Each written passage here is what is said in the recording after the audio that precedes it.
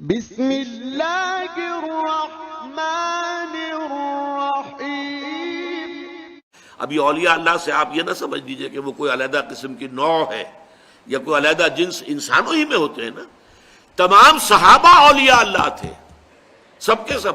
اولیاء اللہ کا جو اعلیٰ ترین معیار ہے، کوئی ولی اللہ غیر صحابی ادنا سے ادنا صحابی کے پائے کو بھی نہیں پہنچ سکتا۔ یہ اچھی طرح نوٹ کر دیجئے، یہ ہمارا اہل سنت والجماعت کا پختہ عقیدہ ہے۔ کمتر سے کمتر صحابی جو ہے بڑے سے بڑے ولی سے بھی وہ افضل ہے، بڑے سے بڑے ولی سے افضل۔ تو اولیاء اللہ سے مراد یہی نہ لے لیجئے جو ہماری اپنی جو ووکیبلری ہے، ہماری بول چال میں صوفیاء کرام کے لیے الفاظ یہ آتے ہیں، وہ بھی ہیں الحمدللہ، ان کے اندر بھی اولیاء اللہ بہت بڑی تعداد میں ہیں۔ لیکن جو ہمارے صحابہ کرام تھے وہ تو سب کے سب اللہ کے ولی تھے۔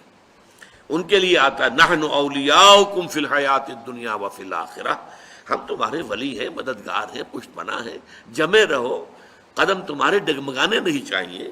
اور آخرت میں بھی، جنت میں تو ظاہر بات ہے کہ دوستی انہی سے ہوگی، وہی آئیں گے۔ یدخلون علیہم من کل باب، قرآن میں آتا ہے جنت کے ہر دروازے سے وہ داخل ہوں گے سلام کرتے ہوئے، سلام سلاما، سلام اور سلامتی کے پیغام دے کے آئیں گے۔